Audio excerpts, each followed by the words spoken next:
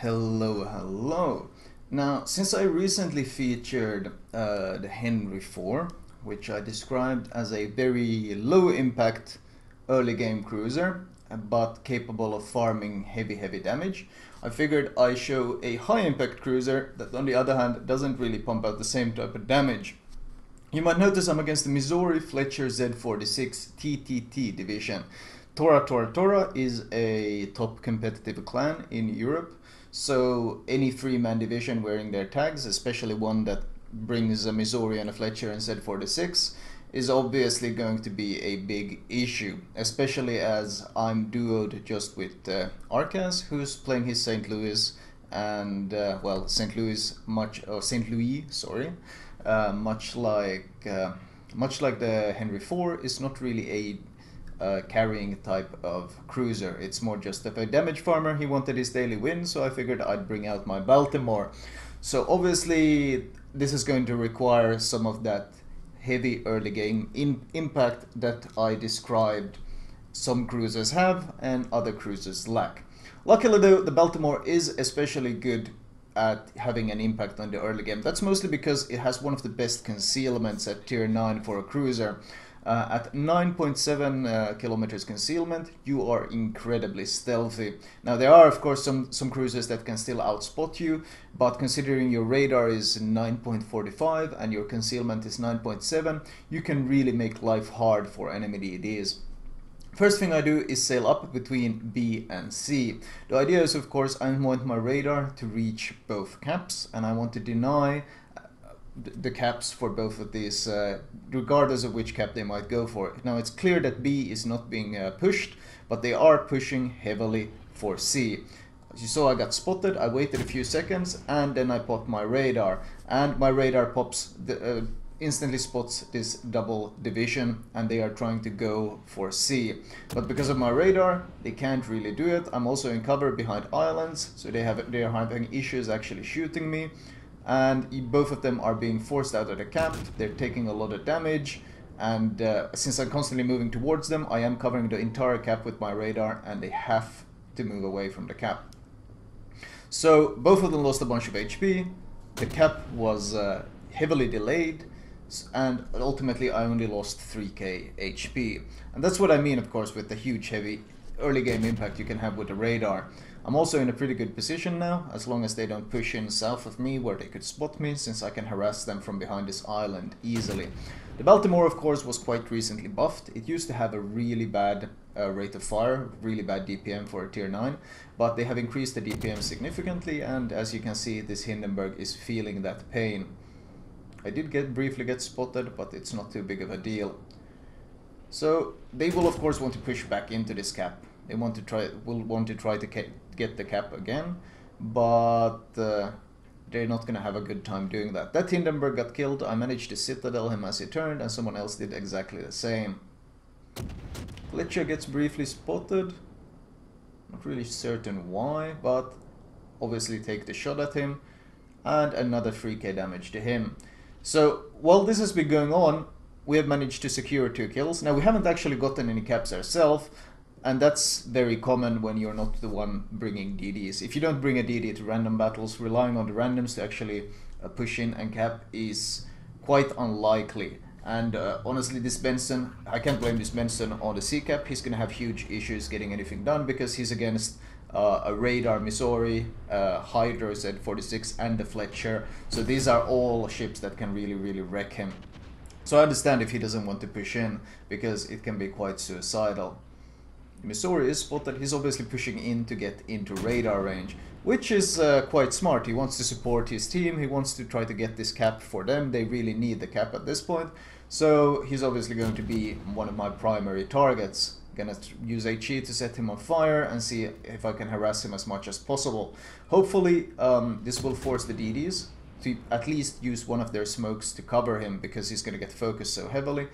And oh, is that a grounded Hindenburg? Looks like a grounded Hindenburg. You might notice that my positioning, first of all, I stay angled at all times. Second of all, I use the terrain as much as possible. I never want to be in the open where I'm very easy to hit and a very easy target.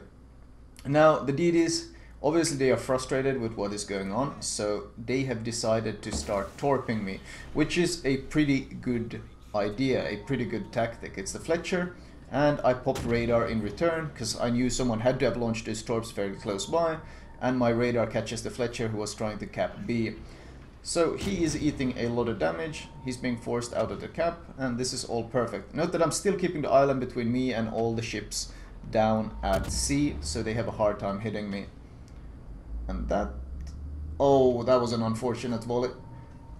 I feel like I should have been able to deal a lot more damage to this Fletcher than I was able to. In fact, he probably could have secured the kill here if my volleys, if I hadn't had those two unfortunate slash bad volleys. But you saw the Fletcher forced out of the cap again. The Missouri, of course, the entire TTT division want to get rid of me at this point. The Z-46 got wrecked in my first radar, the Fletcher got wrecked in this radar, and the Missouri is obviously trying to get rid of me. You saw him try to shoot me. They really want to get rid of me because I'm completely stopping their push. And that's kind of the impact you can have as a Baltimore. I'm completely denying them these caps. I'm completely denying them from having any sort of influence. Now, my team is incapable of getting any caps themselves, but my presence here is making the same thing happen on this side. And my buddy, Arcas in the St. Louis, well, he gets to play exactly the type of play style you want to play. He's just kiting away and spamming them. And that's of course the kind of situation the St. Louis is especially suited for. Whereas me in Baltimore, well, I'm covered behind islands, I'm very close to the caps so I can contest them both, and I am harassing the Missouri, which whenever there's no DDs to shoot is obviously my primary target because of the radar he has that can deny our caps in return. He is forced to reverse. I would expect him to get smoked up soon, since he does still have both the DDs alive. They are torping even further, and this is quite unfortunate. Just as I was moving forward, they pop up in front of me. There's no way I can dodge this, so I will take a torp on the nose. But these torps could be used on others. Instead, they're constantly aimed at me, because they still want to get rid of me. Oh yeah, by the way, I'm pink in this game. I did 12 damage to Benson, and that 12 damage was his last HP, and that 12 damage killed him, so I became pink for, well, dealing 12 damage to Benson. That's pretty much it. Shit happens. Regardless, continually harassing this Missouri. He is of course shooting at me, he wants to get rid of me, he does get smoked up, but I still spam a last couple of volleys his way, and I do get an additional fire on him in the smoke, which might actually get him killed. As soon as I see that he's able to shoot me, I of course get closer to the island, and I'm once more undetected. And now I know it was the Fletcher that smoked him up, so I know where the Fletcher is. The Z-46 is in the cap as he's being forced away, and my fires burn down the Missouri. So that's one. At this point, I pretty much crippled their entire division that they hope to push into these caps. Taking some shots at the Z-46, since getting rid of him would be very nice as well. Sadly, I do not land the shells. Oh, Neptune pushing in. Switching to AP instantly, of course. I did pop, you notice there were a couple of spotter planes that saw me there, so I popped defensive AA to get rid of them as soon as possible, since I don't want to get spotted at. Hindenburg has my flank though, and I didn't really want to push in this deep, but now I am forced to because I need to angle against this Hindenburg. The Hindenburg is sailing behind that smoke though, and if this Minotaur smokes up in front of me, I might break vision, and that's exactly what happens. My heel comes up, and I push closer in since I want to keep this smoke between me and them. And when you angle against the Hindenburg, well, his AP becomes significantly weaker, and if he gives me broadside, well, Baltimore AP is no joke at all. It's that super heavy US AP that really wrecks other ships. Also, of course, you might notice my reload is extremely fast at this point, 7.3 seconds. That's the combination of running the reload mod and running Adrenaline Rush. So this Hindenburg is really feeling it. Neptune has pushed in close enough that his Hydra is able to spot me. But I'm not too worried because I'm angled to the point where the damage the Hindenburg deals to me is extremely limited. He should be using HE, but he is hoping that he can deal AP damage to me just the way I can deal to him. But the difference here is he's giving too much broadside, and I have that super heavy US AP, which is no joke at all. finally citadel him, finish him off, take a few shots at the Z-46, since getting rid of him would be very useful. Oh, not quite.